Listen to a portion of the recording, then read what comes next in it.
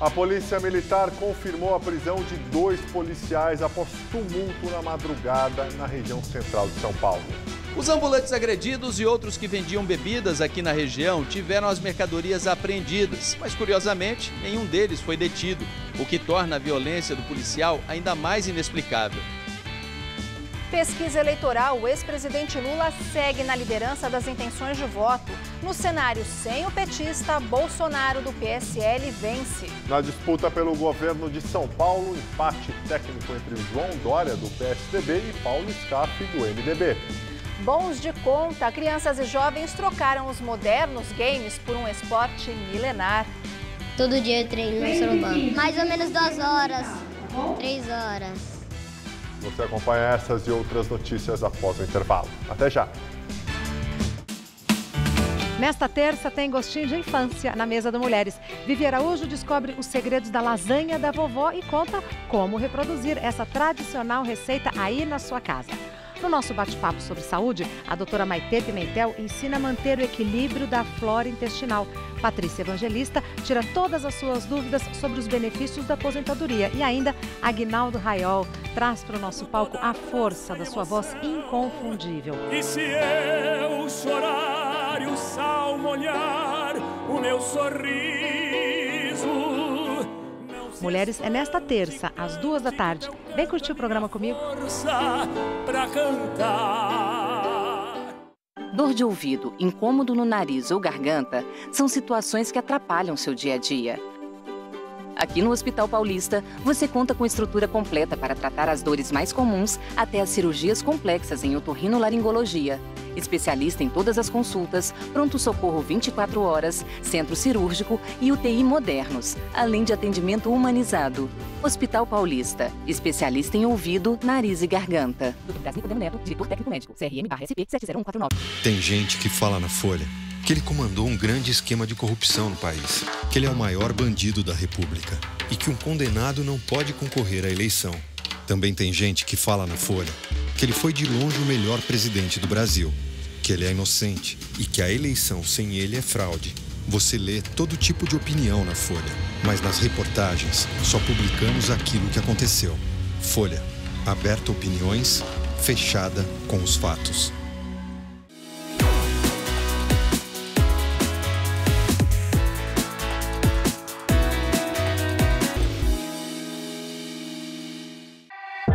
De escrever a sua própria história?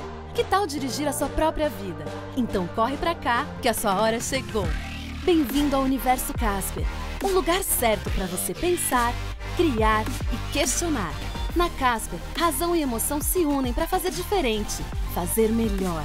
E você, aceita o desafio? Tem muita coisa nova te esperando por aqui. Faculdade Casper Líbero, Vestibular 2019. Paixão por comunicação. Nesta segunda, o Todo Seu está todo internacional. A cantora americana Joan Osborne vem para o nosso palco relembrar sucessos que conquistaram o mundo.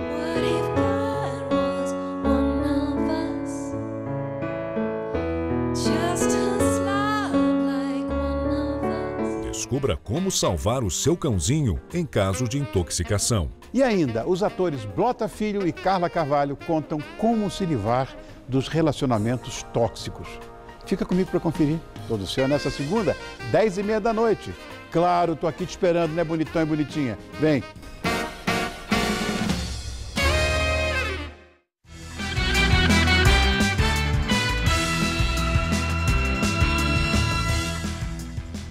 Boa noite. Olá, boa noite. Os 2 PMs que aparecem em imagens agredindo ambulantes irregulares na região central de São Paulo foram presos hoje pela Corregedoria da Polícia Militar. Outros 8 PMs que presenciaram a agressão foram afastados do trabalho na rua. O caso aconteceu na madrugada de domingo e foi flagrado por celular. Socos, golpes de cacetete, palavrões e ofensas. Seu merda! Cala a boca, As agressões duraram cerca de 3 minutos e boa parte foi gravada por uma testemunha. Com as mãos para trás, aparentemente, eles não mostram nenhuma resistência. Mesmo assim, são agredidos por um dos policiais. Os ambulantes reclamam da atitude dos policiais e chegam a pedir ajuda. Pessoal, me ajuda aí, ó. Tá me oprimindo, tô trabalhando na rua. As agressões foram nesta madrugada no cruzamento das ruas Peixoto Gomide e Frei Caneca, na Bela Vista, região central de São Paulo, durante uma operação de combate à venda ilegal de bebidas. Segundo o comando da PM, os fiscais da prefeitura passaram a ser hostilizados e policiais que davam apoio tiveram de agir. Os dois ambulantes teriam sido abordados quando tentavam fugir. Esta tarde, nós encontramos Francinaldo Cândido, próximo ao local onde tudo aconteceu. O cearense de 30 anos foi o mais agredido. Ele mostra as escoriações e os hematomas no corpo. Eu entendo perder, faz parte, que é a lei deles. O que eu estou pedindo mesmo não foi o que eu perdi, entendeu? Foi das agressões que não justifica aquilo ali, entendeu? Aquela que eles fizeram comigo. Até com medo eu fiquei porque muita gente na rua e ele agredindo muito mesmo. Eu falei, esse homem pode até me atirar a qualquer momento, né? Os ambulantes agredidos e outros que vendiam bebidas aqui na região tiveram as mercadorias apreendidas, mas curiosamente nenhum deles foi detido, o que torna a violência do policial ainda mais inexplicável. Nós tentamos gravar entrevista com o comando da Polícia Militar de São Paulo, mas a corporação preferiu divulgar uma nota de esclarecimento sobre o caso. O texto diz que a polícia não compactua com desvios de conduta e que a unidade de correição e disciplina abriu um inquérito para apurar a ocorrência. As fiscalizações com apoio da Guarda Civil e de policiais militares são frequentes nas ruas Frei Caneca e Peixoto Gomide. Nos fins de semana, a região é tomada por grupos de jovens e ambulantes que vendem e consomem bebidas alcoólicas nas calçadas. A concentração de pessoas dificulta o trânsito de carros e constantemente é alvo de reclamações de moradores. Além disso, muitos ambulantes vendem bebidas alcoólicas para menores, o que é proibido por lei. 2 soldados do Exército morreram hoje em uma operação das Forças de Segurança nas favelas do Alemão, Penha e Maré, zona norte do Rio de Janeiro. Eles foram os primeiros militares mortos desde o início da intervenção federal no estado. O cabo Fabiano de Oliveira Santos foi o primeiro a ser baleado. Ele foi atingido no ombro por um tiro de fuzil e não resistiu aos ferimentos antes mesmo de chegar ao hospital. No final desta tarde, na mesma ação, um outro soldado paraquedista, que ainda não teve o nome revelado, foi morto com um tiro na cabeça. Falar agora das eleições deste ano, saiu no início da noite a pesquisa Ibope para presidente da República. O levantamento foi encomendado pela TV Globo e pelo jornal O Estado de São Paulo. Lula, do PT, aparece com 37%, Jair Bolsonaro, do PSL, com 18%, Marina Silva, da Rede, 6%, Ciro Gomes, do PDT, 5%, Geraldo Alckmin, do PSDB, também 5%. Álvaro Dias, do Podemos, com 3%. Os demais candidatos registram 1% cada. Brancos e nulos, 16%. Não sabe ou não respondeu, 6%. Em um cenário em que Haddad, do PT, entra no lugar de Lula, os números ficam assim. Jair Bolsonaro, 20%. Marina Silva, 12%. Ciro Gomes, 9%. Geraldo Alckmin, 7%. Fernando Haddad, 4% e Álvaro Dias, 3%. Brancos e nulos, 29%. Não sabe ou não respondeu, 9%. A pesquisa Ibope tem margem de erro de 2 pontos percentuais para mais ou para menos. Foram ouvidos 2.002 eleitores em 142 municípios. O levantamento foi feito entre sexta-feira e ontem. E a pesquisa Ibope de intenção de voto para o governo de São Paulo aponta empate técnico entre João Dória, do PSDB, e Paulo Scaff, do MDB. Essa é a primeira pesquisa do Instituto desde o início oficial da campanha e também desde a definição de que haverá 12 candidatos ao governo de São Paulo. A margem de erro da pesquisa é de 3 pontos percentuais. Entre os eleitores paulistas, 20% afirmaram ter preferência por Dória e 18% por Scaff. O candidato Márcio França, do PSB, aparece com 5% e Luiz Marinho, do PT, com 4%. Em seguida estão os candidatos Major Costa e Silva, do DC, com 3%, a professora Lisete Arelaro, do PSOL, com 2%, e com 1%, Marcelo Cândido, do PDT, professor Cláudio Fernando, do PMN, Rodrigo Tavares, do PRTB e Toninho Ferreira, do PSTU. Os candidatos Edson Dorta, do PCO, e Rogério Schecker, do Novo, não pontuaram. Nulos e brancos somam 29%. Não souberam responder ou não opinam, chegam a 15%. A pesquisa foi registrada no Tribunal Superior Eleitoral sob o número SP 00450/2018. Foram entrevistados 1.204 eleitores entre os dias 17 e 19 de agosto. E o IBOPE também pesquisou a intenção de votos para o Senado pelo estado de São Paulo. Eduardo Suplicy, do PT, tem 28%, Mário Covas, do Podemos, 17%. Major Olímpio, do PSL, aparece com 15%. Trípoli, do PSDB, e Cidinha, do MDB, registraram 6% das menções. Os demais candidatos registraram até 4%. O Ministério Público Federal pediu hoje ao Tribunal Superior Eleitoral que recuse o pedido de candidatura de Lula. O parecer enviado hoje tem como base 4 ações civis que questionam o pedido de registro do ex-presidente para concorrer às eleições deste ano. A argumentação é a de que Lula é inelegível, pois foi condenado em segunda instância e, portanto, impedido de concorrer através da lei da ficha limpa. Agora cabe ao ministro Luiz Roberto Barroso, relator do caso, avaliar todos os pedidos de impugnação. O ex-presidente Lula está preso desde abril em Curitiba, condenado no caso do Triplex em Guarujá a 12 anos e 1 mês por lavagem de dinheiro e corrupção. A Comissão de Valores Mobiliários condenou hoje, por unanimidade, o ex-presidente da Câmara dos Deputados, Eduardo Cunha, a pagar multa de 5 milhões de reais. O ex-parlamentar, o doleiro Lúcio Funaro e mais 16 pessoas físicas e jurídicas foram condenados pela CVM por um rombo de 39 milhões de reais à entidade de previdência da Companhia Estadual de Águas e Esgotos do Rio de Janeiro. A defesa de Cunha informou que vai recorrer da decisão junto ao Conselho de Recursos do Sistema Financeiro. Agora, no destaque internacional, o governo argentino ofereceu 500 mil pesos por informações do empresário do setor elétrico do país, que está foragido. Assim como aqui no Brasil, o país vizinho também passa por um mega escândalo de corrupção que envolve o empresariado argentino. A senadora e ex-presidente Cristina Kirchner é acusada de ser a chefe do suposto esquema que teria começado no governo do marido dela, Néstor, já falecido. O escândalo veio à tona a partir de informações contidas em 8 cadernos de um motorista de um funcionário do alto escalão do governo. Oscar Centeno passou 10 anos anotando detalhes, como viagens com bolsas de dinheiro, supostamente subornos que empreiteiras pagavam para obter contratos do Estado. Os cadernos da corrupção, como diz a imprensa argentina, envolvem até juízes. Nas anotações constam pagamentos de 56 milhões de dólares. A imprensa local especula que a cifra da corrupção pode chegar a mais de 200 milhões de dólares. Desde o início do ano, cerca de 20 pessoas já foram presas. Agora o governo oferece 500 mil pesos para quem der informações do paradeiro de Oscar Thomas, empresário do setor elétrico, procurado inclusive pela Interpol.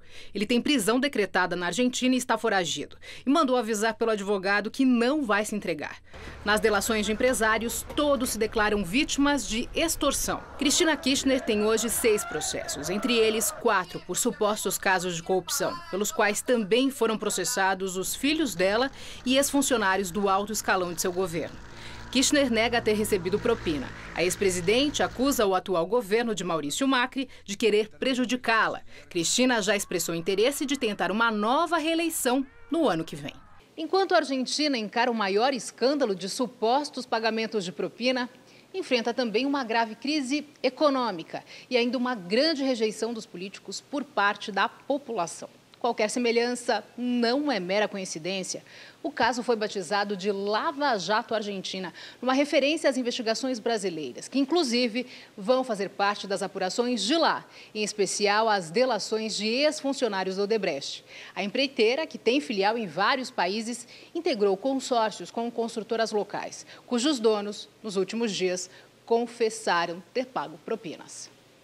O Ministério Público argentino e a Procuradoria-Geral da República do Brasil fecharam um acordo na semana passada para que informações e provas obtidas aqui possam contribuir com as investigações de lá. Entre as provas que poderão ser trocadas pelas duas instituições estão as que envolvem o pagamento de cerca de 35 milhões de dólares em propinas a agentes públicos argentinos. As informações já constavam da delação premiada fechada por executivos da Odebrecht com autoridades brasileiras, americanas e suíças em dezembro de 2016. Elas ainda não podiam ser compartilhadas com as autoridades argentinas sob o risco de que as provas fossem declaradas inválidas. A Procuradoria Regional Eleitoral do Rio de Janeiro pediu hoje a impugnação da candidatura do ex-governador Antony Garotinho, do PP, para concorrer novamente ao cargo este ano. Para o Ministério Público Federal, Garotinho está inelegível, pois foi condenado em segunda instância por improbidade administrativa, o que enquadra na lei da ficha limpa. Ele foi condenado por ter desviado cerca de 234 milhões de reais dos cofres públicos quando era secretário estadual de saúde. Agora, o Tribunal Regional Eleitoral vai analisar o caso.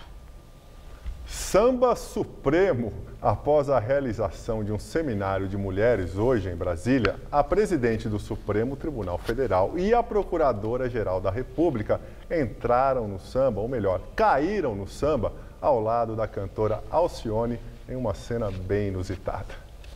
O seminário Elas por Elas foi organizado para marcar a primeira vez na história que os principais tribunais brasileiros são presididos simultaneamente por mulheres. O objetivo era discutir a participação feminina nas instâncias de poder e também na política. Participaram do encontro a presidente do Supremo, ministra Carmen Lúcia, a presidente do TSE, Rosa Weber, além da presidente do STJ, ministra Laurita Vaz. A Procuradora-Geral da República, Raquel Dodge, também esteve no encontro e, ao lado da ministra Carmen Lúcia, ajudou a puxar o samba cantado por Alcione. Deixa o samba morrer, não deixa o samba acabar. O morro foi feito de samba pra gente sambar. Quem não gosta de samba, bom sujeito não é, já dizia Dorival Caymmi. Bem, e agora o comentário de Josias de Souza, direto de Brasília. A estratégia eleitoral do PT entra nesta semana numa fase que poderia ser batizada de "me engana que eu gosto". Enquanto sustenta no TSE o pedido de registro da candidatura fantasma de Lula, o PT exibe Fernando Haddad em sua principal vitrine, a região Nordeste. Até o próximo sábado, Haddad desfilará sua desconhecida figura em pelo menos 5 estados nordestinos: Bahia, Sergipe, Paraíba, Rio Grande do Norte e Maranhão. Hoje, informa o Instituto de Pesquisa MDA, apenas 17,3% dos votos atribuídos a Lula seriam transferidos para Haddad.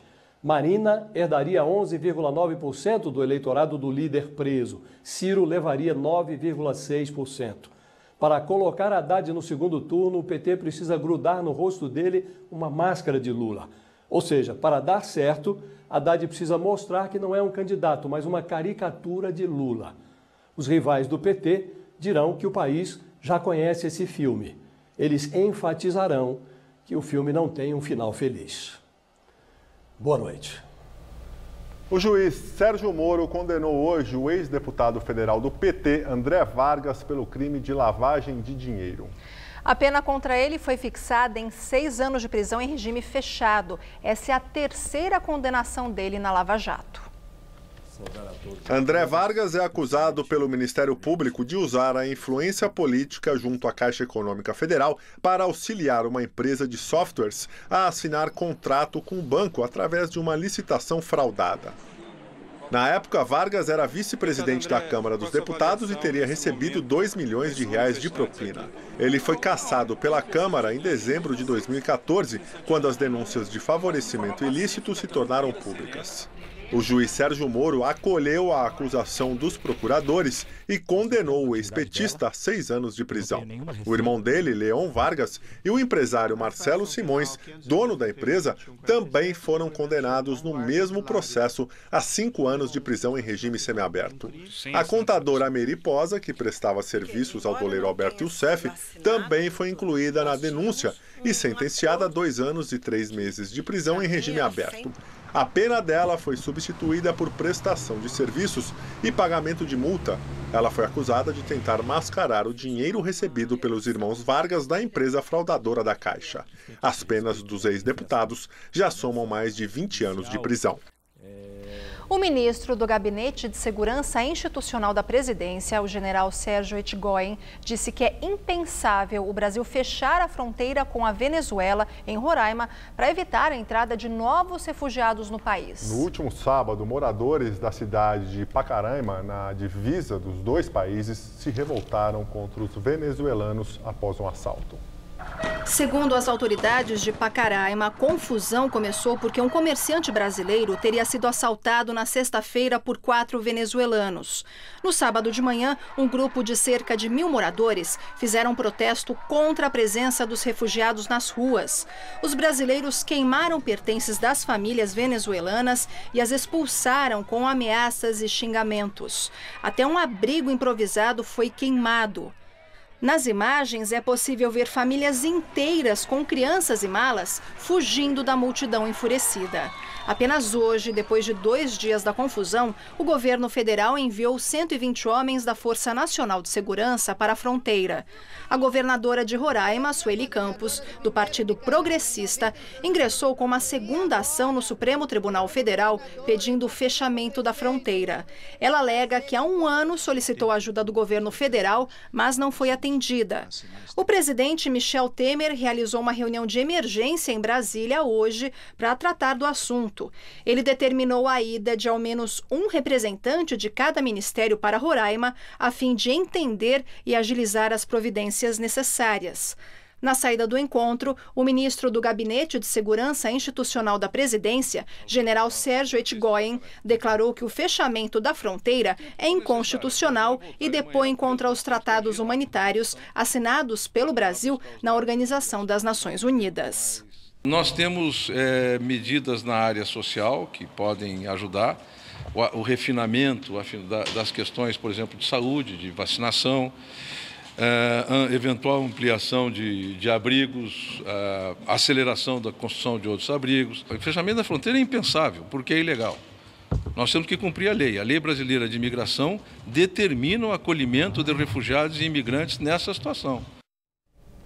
A Venezuela entrou em vigor hoje o novo plano econômico com um corte de 5 zeros na moeda para tentar conter a crise no país.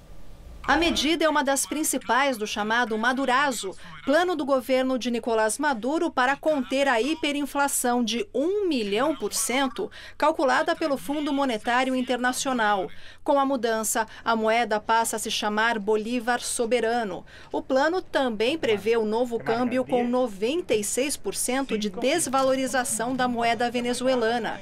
Segundo Maduro, a reforma vai vincular o Bolívar à criptomoeda Petro, recém-lançada pelo governo. Essa é a segunda reforma monetária dos últimos 20 anos na Venezuela. Em 2008, o presidente Hugo Chávez criou o Bolívar Forte, com a retirada de 3 zeros do Bolívar anterior. Nos últimos dias, o regime Maduro aumentou o salário mínimo e anunciou o aumento de imposto sobre produtos e operações financeiras para bens de luxo. Ele anunciou também o fim do subsídio à gasolina para controlar a grave crise econômica, social e política do país. Novas imagens de câmeras de segurança mostram o desabamento da ponte Morandi, em Gênova, na Itália. O acidente foi na terça-feira passada e deixou 43 mortos. As imagens são de câmeras nas ruas embaixo da estrutura que gravaram o momento da queda da ponte. 4 pessoas ainda estão no hospital em estado grave. As buscas terminaram no sábado e os bombeiros interromperam a procura de pertences depois de um alerta de risco de abalo do que restou da ponte. Um pilar deve ser demolido se o perigo persistir. Segundo uma comissão que analisa o desabamento, o acidente pode ter sido provocado por várias causas estruturais. O governo responsabiliza a concessionária da ponte e já iniciou o processo de cassação das concessões da empresa da família Benetton. A semana começou com tempo firme e sensação de calor aqui em São Paulo. Inclusive agora aqui na região da Avenida Paulista faz 20 graus. E a máxima essa tarde chegou aos 27 graus. Agora diz pra gente, Mariana, a semana continua quente por aqui? O tempo segue ensolarado, não teremos chuvas essa semana e as temperaturas ficam agradáveis com friozinho mais de madrugada e de manhãzinha. Olha, nessa terça-feira teremos mínimas de 13 e máxima à tarde de 26 graus, com tempo firme por aqui. Na quarta, o céu fica com mais nebulosidade, a máxima cai para 24 graus, mas já esquenta de novo na quinta. Volta a fazer 26 graus à tarde e o tempo continua firme, sem chances de chuva. Nesse fim de semana, uma competição reuniu aqui em São Paulo uma turma de crianças e jovens que trocam os modernos videogames pelo tradicional soroban. Um instrumento de cálculo que nasceu na China, mas que ficou famoso no Japão. Domingo, e todo este pessoal aqui está reunido para um Grand Prix. Mas eles não vão assistir uma corrida de carros, e sim participar de uma disputa para saber quem é o mais rápido no raciocínio e preciso nos cálculos com o soroban. Este instrumento de cálculo surgiu há mais de 5.000 anos e está presente em várias culturas. O modelo usado aqui é conhecido como ábaco japonês. Chegou ao país do sol nascente há 5 séculos, vindo da China. No Brasil, o soroban chegou com os primeiros imigrantes no navio Kassato Maru, em 1908.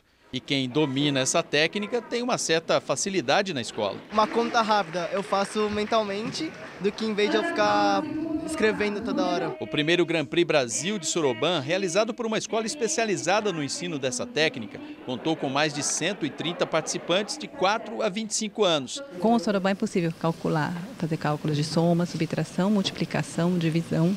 Hoje até raiz quadrada, raiz cúbica. Assim como a gente precisa de atividade física, né, para manter a saúde, o nosso cérebro também precisa de atividades, né? O teste mais difícil é o de cálculo mental, em que os participantes não podem usar o soroban, mas fazem as contas como se estivessem com o aparelho diante deles. A gente imagina o ábaco e vai montando as pedrinhas, cada uma. O pai de Guilherme até tentou acompanhar fazendo as contas na calculadora, mas errou feio. Até um algarismo você consegue, 2 algarismos você acaba se perdendo na contagem. Como o esporte, para ir bem numa competição como esta é preciso treinar. No caso do soroban, é necessário fortalecer e desenvolver as habilidades do cérebro, o que além de concentração, exige muita dedicação e para isso não importa a idade. Prova disso é o pequeno Ryuju Okada. Ele disse se divertir mais com o soroban do que com jogos eletrônicos. Aos 9 anos, Ryuju é o atual campeão brasileiro de cálculo mental. Todo dia eu treino no soroban. Mais ou menos 2 horas, 3 horas. Fiquei com inveja. Olha, o grupo americano The Eagles supera Michael Jackson e tem o álbum mais vendido da história. A revista especializada Rolling Stones divulgou hoje que o álbum Greatest Hits 1971-1975 superou o famoso Thriller do Rei do Pop, com 38 milhões de cópias vendidas e transmissões via streaming. O disco foi lançado em 1976. A recontagem foi realizada pela Associação da Indústria da Gravação dos Estados Unidos. A associação disse que Hotel California, também dos Eagles, lançado em 1977, tem hoje 26 milhões, que o torna o terceiro álbum mais vendido de todos os tempos.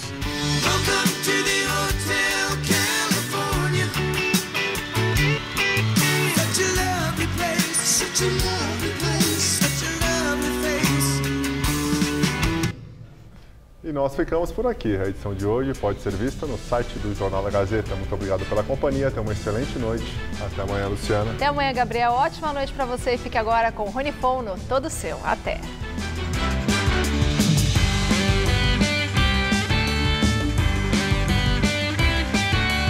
Próximo domingo, 11 da noite, em Hora do Voto, confira a entrevista com João Amoedo, candidato à presidência da República pelo Novo. Assista agora, Todo Seu.